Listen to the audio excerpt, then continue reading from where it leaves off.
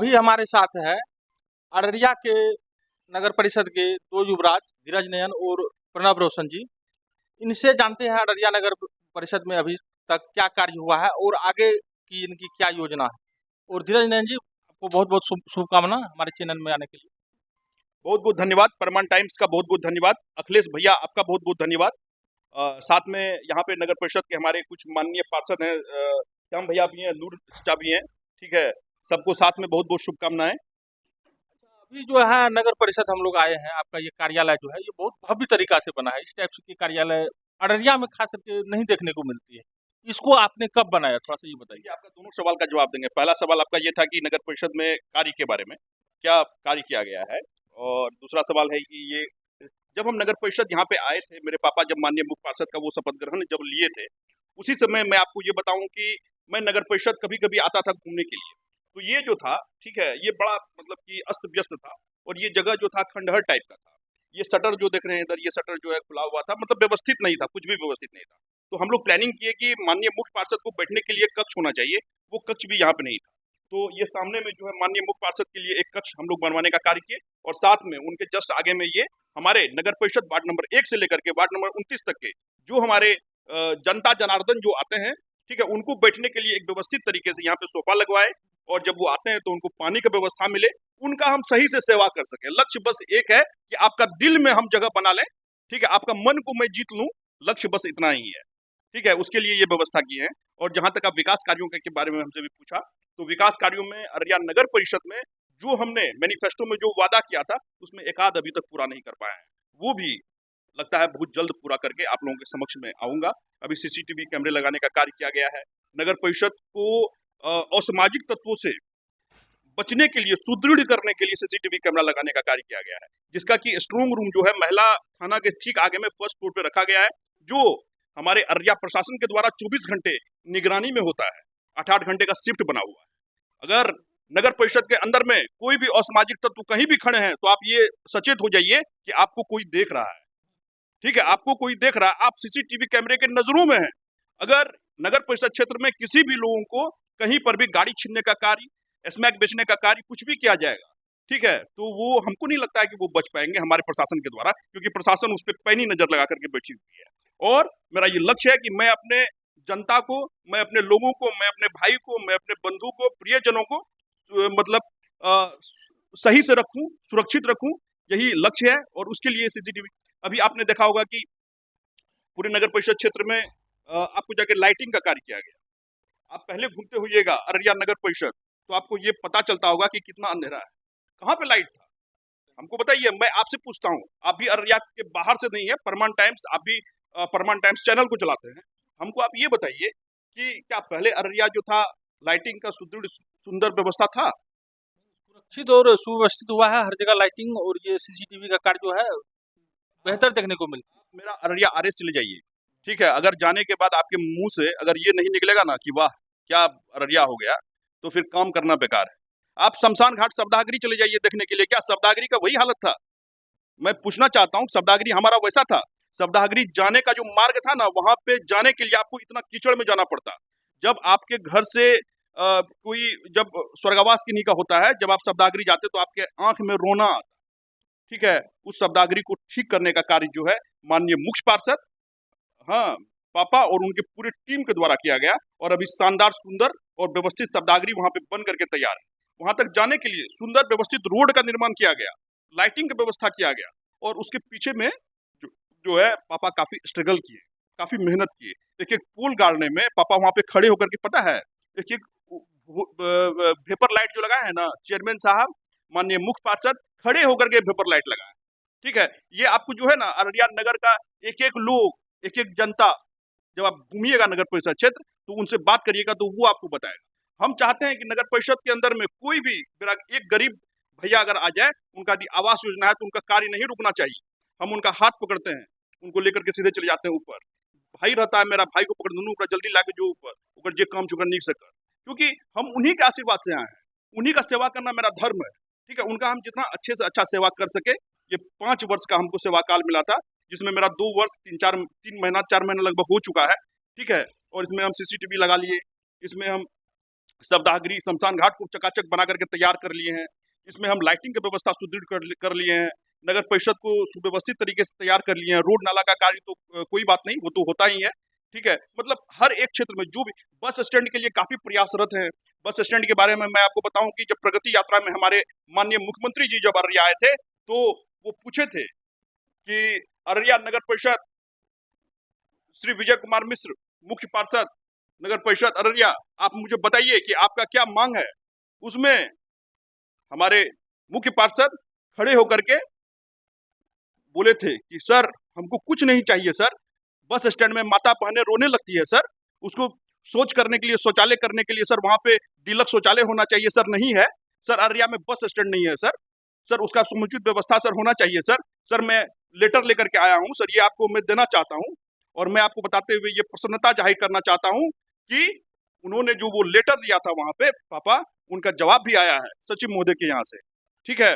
और हमारे प्रशासन, हमारा संबंधित विभाग, इरिगेशन विभाग, सब इसमें लगा हुआ है। जैसे ही मुझे वहां पे जमीन मिलता है, वहां पे शानदार सुंदर बस स्टैंड बनाने का कार्य अररिया नगर परिषद के द्वारा किया जाएगा। एक समस्या है जो लोगों को, जैसे कि आपका एक कमिटमेंट इधर बचा हुआ है बस स्टैंड, जिसके बारे में आपने बता दिया है, बाकी शवदाह जो है फाइनल स्टेज पे है, उसको भी आप लोग नगर परिषद को सुपुर्द कर देंगे और आगे जो भी थोड़ा बहुत कार्य है वो भी इधर पूरा कर लिया जाएगा।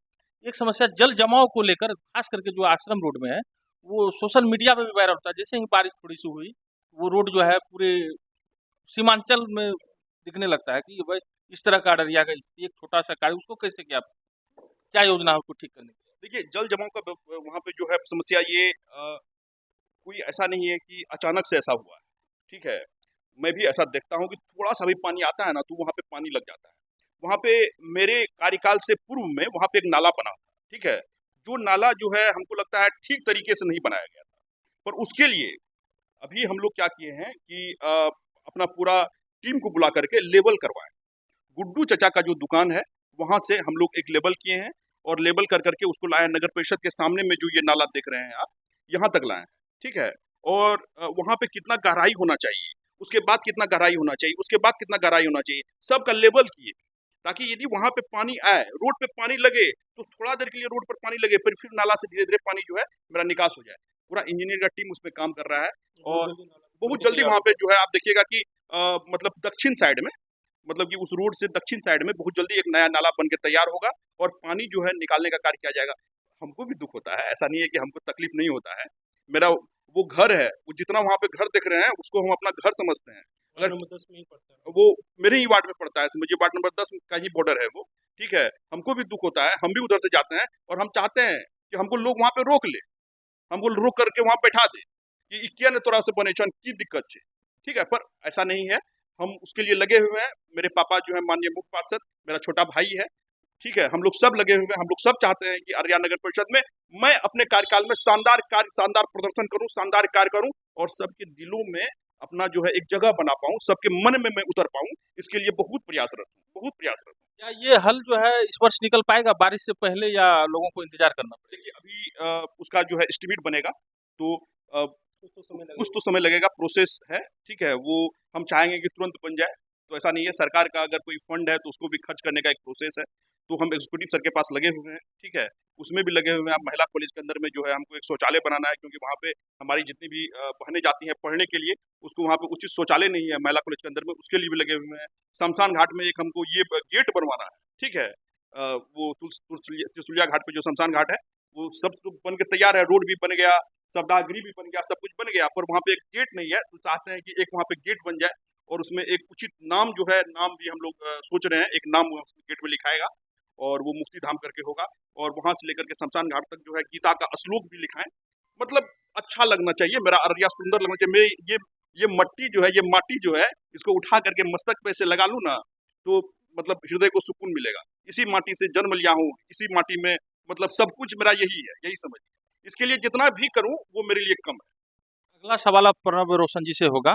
आपके बड़े भाई ने पूरा रोड मैप बताया, अभी तक क्या कार्य हुआ है और आगे क्या। जनमानस को जो है या नगर परिषद में जो, जैसे कि इंदिरा आवास वाला हो गया, योजना वाला हो गया, राशन कार्ड, वो सब क्या सुविधाएं मिल रही है और कहाँ कहाँ कुछ परेशानी है? सबसे पहले अखिलेश भैया आपको बहुत बहुत शुभकामनाएं, आप टाइम निकाल के आए नगर परिषद में। जैसे कि हम लोग जब आए हुए थे तो हम लोग नगर परिषद तो चल ही रहा था, तो कहीं कहीं कुछ कुछ रुकावट आ रही थी, जो हम भैया मेरे पापा तीनों मिल के और मेरे जो भी टीम है वार्ड नंबर 1 से वार्ड नंबर 29 तक सबने एक साथ मिल के मीटिंग किया। और हम लोग ये कोशिश की मीटिंग में कि जो भी जनता वार्ड नंबर 1 से वार्ड नंबर 29 तक अपने नगर परिषद में आए, उनको किसी भी तरह का परेशानी नहीं हो। ये सब छोटा-मोटा काम होता है। किन्हीं का आप जन्म प्रमाण पत्र बना दीजिए, किन्हीं का आप कोई आय बना दीजिए, ठीक है? आय आय तो बन रहा है अभी आपका ब्लॉक में, लेकिन हम लोग लगे हुए हैं आय जो बने, जो आय होता है जन्म जन्म मृत्यु प्रमाण जाति पत्र, आय जाति निवास। आय निवास, तो वो सब अपना नगर परिषद में ही बने। हम दोनों भाई बात भी किए हैं इसके लिए, और हम दोनों भाई बहुत जल्दी अपना एसडीओ साहब से मीटिंग कर रहे हैं कि वो सब भी यहीं से हो और लोगों को बहुत मतलब परेशानी नहीं हो। ये छोटा काम है, अगर लोगों का आप जन्म प्रमाण पत्र इजी वे में अगर आप बना के दे दे रहे हैं तो उनको हमेशा याद रहता है। और यहाँ पे जो भी आते हैं उनको हम किसी भी तरह का दिक्कत होने नहीं देते हैं। हम लोगों का यही उद्देश्य है, नगर परिषद ऑफिस जो भी इन करे, जो भी काम से, अगर वो नक्शा के संबंधित काम से आए या अगर वो कोई भी संबंधित काम से आए, जो भी नगर परिषद करते हुए आ रहे हैं वो आराम से उनको अच्छे से अच्छे करके दे। हम लोगों का पहला उद्देश्य यही है, जनता के दिलों में हम लोगों को जगह बनाना है और जनता हम लोगों को अच्छे से जानते भी हैं, तो ही मेरे पापा को अच्छे वोट से जनता जिताए भी हैं। अभी कुछ समस्या है, जैसे कि कुछ सड़कें जो है वो खराब है, जैसे और कुछ सड़कें नहीं बन पाई अभी तक, जैसे कि ये कॉलेज से अररिया कॉलेज से एपीएस रोड तक, उस मोहल्ला में का आदमी जो एपीएस रोड में जो रहने वाले आदमी है उसको कॉलेज डायरेक्ट जाने की सुविधा में, तो कुछ सड़कें जो है वो डैमेज स्थिति में है, उसके लिए आगे क्या करना। जैसे आप बोले सड़क नहीं बन पाई है, तो वो सड़क के लिए हम लोग बात किए थे। उस सड़क में हम लोगों का जो बजट होता है वो बजट कुछ ज़्यादा है, जो हम लोग को मतलब कि 4 टर्म में मतलब पूरा करना है। जैसे हम लोग का होता है 25-25 का, तो हम लोग 25 का अभी एक आप देखे होंगे महादेव चौक से नहर तक एक रोड बन के आपका तैयार है, ठीक है? हम लोगों का पूरा, और वो भी जो रोड है आपका महादेव चौक से लेके एपीएस तक, वो रोड मेरे पापा के रीजन में 2002 से 2007 के बीच में बना था। हाँ, तो फिर हम लोग अपना आए तो वो रोड हम महादेव चौक से नहर तक बना दिए। फिर उसमें जो बजट हम लोगों का ज़्यादा है, क्यों तो उसमें करोड़ के आसपास जाने का है। तो हम लोगों का सर से बात हो रही है और सर बोले हैं कि बहुत अच्छे से हम लोग इसी टर्म में हम चाहेंगे कि सब काम कर ले।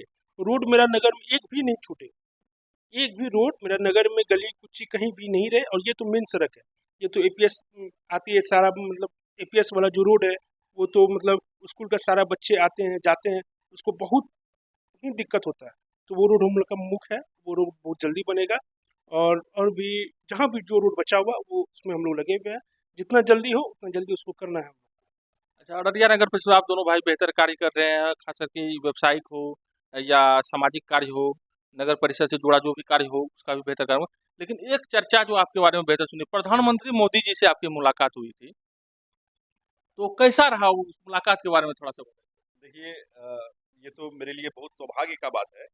और जो है हमको माननीय प्रधानमंत्री, यशस्वी प्रधानमंत्री, आदरणीय प्रधानमंत्री से मुझे मिलने का जो है सौभाग्य प्राप्त हुआ। और इसमें जो है हमारे अररिया के एमपी महोदय आदरणीय प्रदीप सिंह, ठीक है, और प्रदीप सिंह चाचा जी, साथ में हमारे अररिया के बीजेपी के जिलाध्यक्ष महोदय आदित्य नारायण भैया, इन दोनों का सहयोग रहा। एसपीजी का हम तो गए थे उनके पास कि भैया हमको ना बहुत मिला कि हमरा मोहन भैया हमरे एक बार मिला दा। हाँ, तो वो लोग जो है मेरा नाम यहाँ से भेजे थे दिल्ली। तो फिर एसपीजी का वो पूरा मतलब उसका ये रहता है, मतलब घेरा रहता है, काफ़ी मतलब सुदृढ़ तरीके से उनका व्यवस्था रहता है, कहीं कोई एक पॉइंट के बराबर हमको लगता है चूक नहीं होना चाहिए। तो उन लोगों के सहयोग से जो है हाँ मुझे मिलने का मिला। जैसे ही यशस्वी प्रधानमंत्री जी हेलीकॉप्टर से उतरे तो नंबर में हम ही थे पहले, ठीक है, तो हमसे वो मिले। और देखिए मैं एक सौभाग्यशाली समझता हूँ अपने आप को, मुझे उनसे लगभग 1 मिनट से कुछ कम, ठीक है, मैं उनसे बात भी किया और मैं अपने पापा का लिखा हुआ कविता मैं उनको सुनाया। और वो हमारा पीठ को भी थपथपाए और भी हमसे कुछ कुछ बात वो पूछे अररिया के बारे में, ठीक है, तो हमने बताया। और देखिए कहीं ना कहीं ये होता है कि आपको जिससे काफी लगाव है, जिससे काफी स्नेह है, जिसके बारे में आप सोचते हैं, ठीक है, वो ऊपर वाला भी ना उनसे मिलाने का कार्य करता है। मेरे पापा को जब वो नगर परिषद क्षेत्र में प्रचार के दरमियान जब घूमते थे ना, तो पापा को सब बोलता था, ए मोदी जी ऐप गलू, मोदी जी ऐप गलू। मतलब पापा का जो फेस का लुक था और बोलने का स्टाइल था ना, वो मोदी जी की तरह लगता था। जब वो सैलून जाते थे दाढ़ी बनाने के लिए, तो सैलून वाले पूछते थे कि चचा आपका दाढ़ी कैसे करके काटे हैं, मोदी जी के स्टाइल में काटो। हाँ, तो यही है। और देखिए, हम सौभाग्यशाली समझते हैं आपको, और इसके लिए मैं धन्यवाद जो कहूँगा हमारे एमपी साहब का, जो है उनका, और आदित्य भैया का। बहुत बहुत धन्यवाद आप दोनों भाई का और आपकी पूरी टीम का, और इसी तरह बेहतर कार्य करते हैं। बहुत बहुत धन्यवाद। बहुत बहुत धन्यवाद भैया।